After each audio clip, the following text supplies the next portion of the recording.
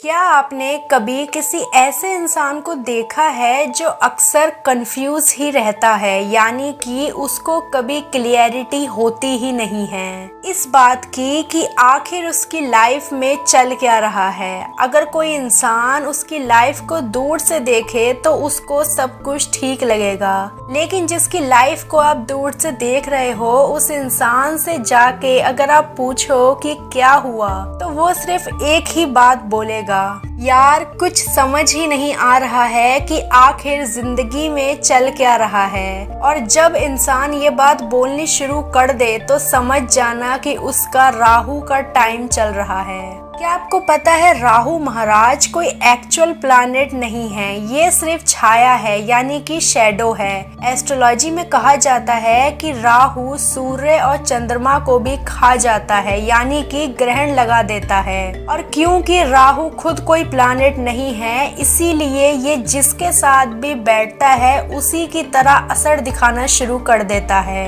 राहु को अक्सर ही ऑब्सेशन और कंफ्यूजन से जोड़ा जाता है। जब भी किसी की राहु की महादशा या अंतरदशा चल रही होती है तो सिर्फ उसी इंसान को पता होता है कि उसकी जिंदगी में उसका दिमाग कितना स्ट्रेस में रहता है दिन रात। राहु के बारे में एक बात और भी कही जाती है कि ये कभी भी खुद सामने नहीं आता, लेकिन हर चीज इसी के अकॉर्डिंग चलती है, यानी कि माया, भ्रम, कंफ्यूजन, ऑब्सेशन और हिडन मिस्ट्री, यानी हमारी जिंदगी का अनएक्सपेक्टेड ट्विस्ट है राहु महाराज। अगर किसी की मिथुन राशि में राहु हो तो उस इंसान को बोलने का बड़ा क्रेज होता है, लेकिन कभी कभी वो इतना बोलता है कि समझ ही नहीं आता कि वो सच बोल रहा है या फिर ये सब इल्यूजन है। या फिर अगर किसी की कन्या राशि में राहु हो तो बंदा हर चीज में परफेक्शन ढूंढता है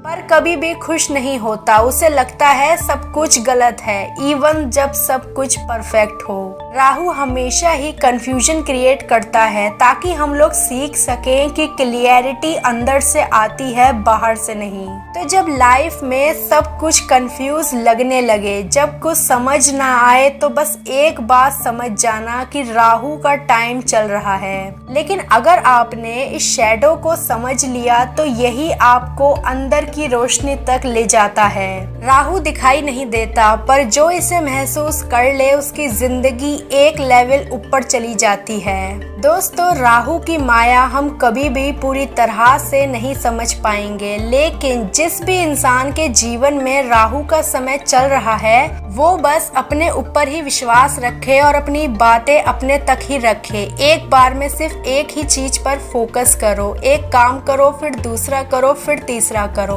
इसी तरह से ये महादशा से बच सकते हो, नहीं तो बार बार कंफ्यूज होते रहोगे और काम वही का वही रुका रह जाएगा। साथ ही आप लोग कोशिश करो कि खुद अपने आप को एक मिस्ट्री बना के रखो, यानी कि आपके प्लान्स, आपके एक्शंस और आपके थॉट्स सिवाय आपके और किसी को भी पता ना चले। इससे ये होगा कि आपको कंफ्यूजन भी नहीं होगा और आप कंपैरिजन वाले मायाजाल से भी बच पाओगे। दोस्तों, अगर राहु महाराज की माया को समझना और बचना आसान होता तो ये राहु महाराज नहीं होते, ये कोई सॉफ्ट प्लैनेट होता।